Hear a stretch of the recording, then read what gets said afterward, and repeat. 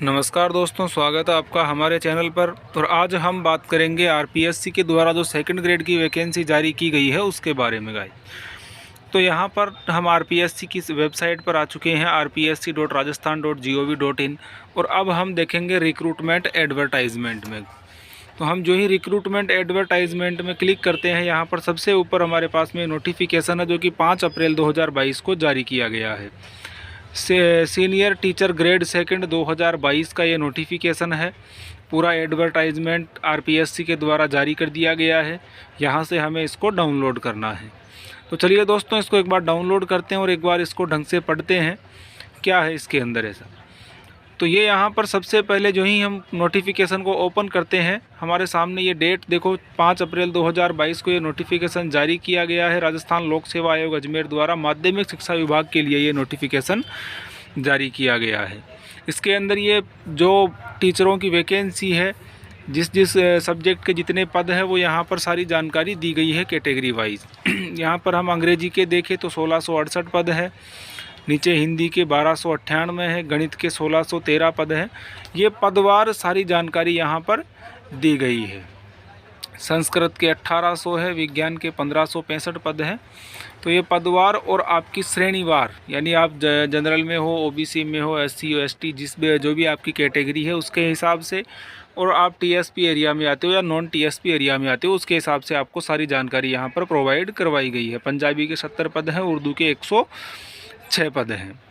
उसके बाद हम नोटिफिकेशन को थोड़ा नीचे स्क्रॉल डाउन करते हैं तो और भी देखिए क्या क्या जानकारी इसके अंदर दी गई है। तो यहाँ पर सिंपली बात आती है एजुकेशन क्वालिफ़िकेशन की। तो एजुकेशन क्वालिफ़िकेशन आप सभी लोग जानते हैं, ग्रेजुएशन और बीएड की डिग्री यहाँ पर चाहिए होती है। डिग्री और diploma in education recognised by the National Council of Teacher Education या गवर्नमेंट। तो ये सिंपली हमारे पास एजुकेशन क्वालिफ़िकेशन का विकल्प है। आपके पास ग्रेजुएशन होना चाहिए और उसके बाद में आपके पास बीएड होना चाहिए गाइस। तो ये एजुकेशन क्वालिफ़िकेशन है इसकी। इसके नीचे आता है शैक्षणिक अर्हता संबंधी प्रावधान। तो प्रावधान क्या है? इसमें प्रावधान है कि पद की अपेक्षित शैक्षणिक अर्हता के अंतिम वर्ष में सम्मिलित हुआ हो या सम्मिलित होने वाला व्यक्ति भी आवेदन के लिए पात्र होगा, किंतु उसे आयोग द्वारा आयोजित प्रतियोगी परीक्षा से पूर्व शैक्षणिक अर्हता अर्जित करने का सबूत देना होगा। यानी कुल मिला के बात यह है कि जो बच्चे बीएड फाइनल में पढ़ रहे हैं वो इसमें आराम से फॉर्म लगा सकते हैं, लेकिन जब आरपीएससी इसका एग्ज़ाम लेगी उससे पहले आपकी बीएड का रिजल्ट आ जाना चाहिए। आयु 18 से 40 वर्ष 1 जनवरी 2023 को इसकी गणना की जाएगी। यानी 1 जनवरी 2023 को आपकी आयु 18 वर्ष से कम नहीं होनी चाहिए और 40 वर्ष से अधिक नहीं होनी चाहिए। उसी के साथ आपको जो श्रेणीवार छूट है आयु के अंदर मिलती है वो यहाँ भी मिलेगी। उसके बाद आती है चयन प्रक्रिया। तो चयन प्रक्रिया प्रतियोगी परीक्षा के माध्यम से किया जाएगा। आवश्यकता पड़ने पर नॉर्मलाइजेशन भी आरपीएससी कर सकती है, यानी ज़्यादा फॉर्म आ जाए और एग्ज़ाम 2-3 दिन हो जाए तो नॉर्मलाइजेशन की प्रक्रिया भी अपनाई जा सकती है। परीक्षा का स्थान एवं माह की बात करें तो अभी जारी नहीं किया गया है, अलग से पृथक से इसमें जारी कर दिया जाएगा। पाठ्यक्रम यानी सिलेबस की बात करें तो विस्तृत सिलेबस बोर्ड की वेबसाइट पर अलग से जारी किया जाएगा, अभी जारी नहीं हुआ है। आवेदन की अवधि 11 अप्रैल 2022 से इसके फॉर्म स्टार्ट हो जाएंगे और 10 मई रात को 12 बजे तक इसके फॉर्म चलेंगे। तो हमें विशेष ध्यान रखना है 10 मई 2022 से पहले ही इस फॉर्म को कंप्लीट कर लेना है, क्योंकि लास्ट डेट में फिर सर्वर वगैरह की बहुत समस्या आती है। आवेदन प्रक्रिया की बात करें तो आवेदन प्रक्रिया यहाँ पर एक विशेष चीज़ ध्यान रखें, एसएसओ के माध्यम से इस बार आवेदन होंगे, अन्य कोई प्रक्रिया यहाँ पर नहीं रहेगी। एसएसओ के माध्यम से ही आवेदन होगा। एसएसओ के अंदर इस बार आरपीएससी ने एक बहुत अच्छा कार्य किया है, ओटीआर मतलब वन टाइम रजिस्ट्रेशन पोर्टल, जो कि एसएसओ आईडी के अंदर आपको उपलब्ध दिखाई देगा।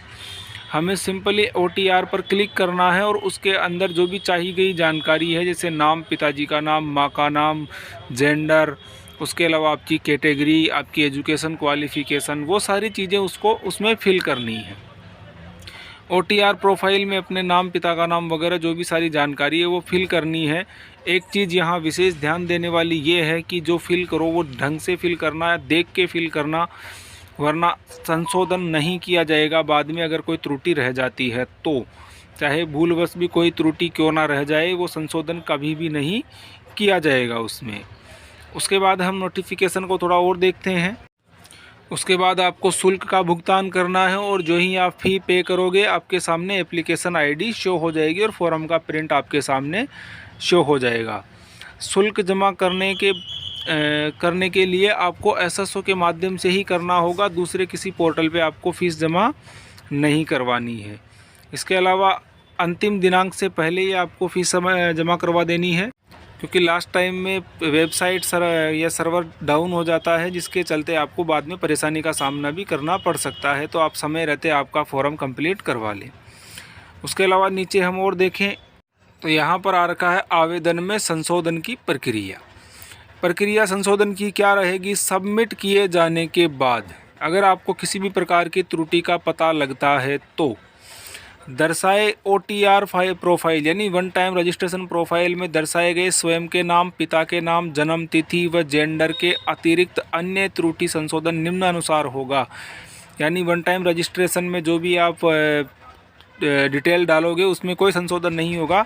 उसके अलावा कोई भी डिटेल में अगर त्रुटि रह जाती है तो आपको आवेदन की दिनांक के अंतिम 10 दिवस तक, यानी 7 भी आप भर सकते हो। उसके अलावा भी जब डेट निकल जाए उसके बाद 10 दिनों तक 500 रुपये का अतिरिक्त शुल्क देकर आपको संशोधन करवाना है।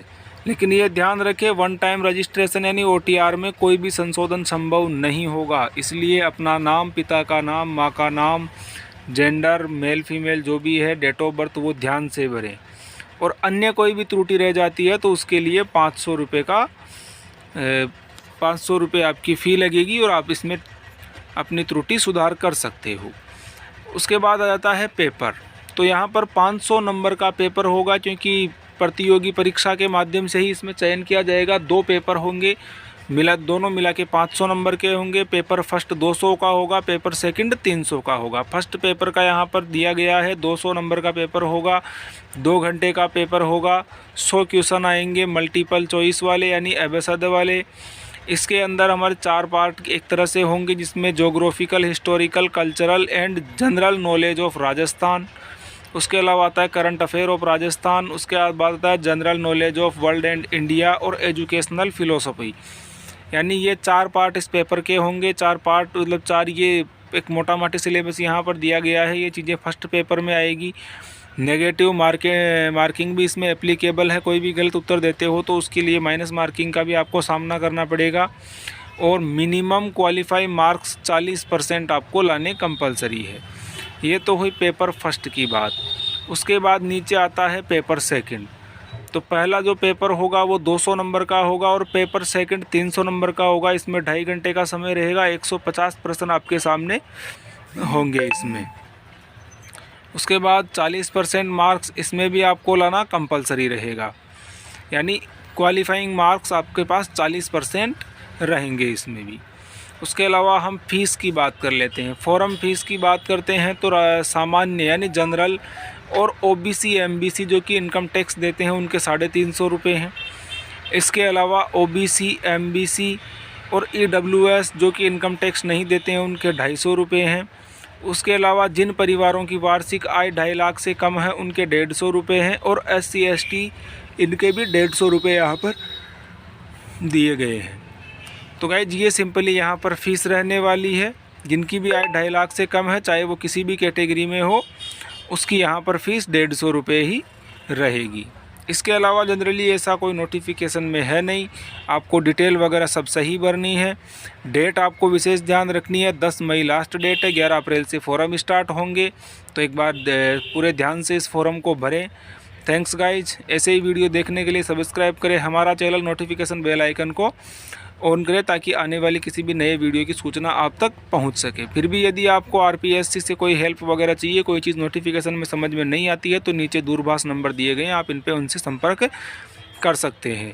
और भी कोई चीज़ आपको पूछनी है तो आप नीचे कमेंट बॉक्स में भी लिख सकते हैं। Thanks guys.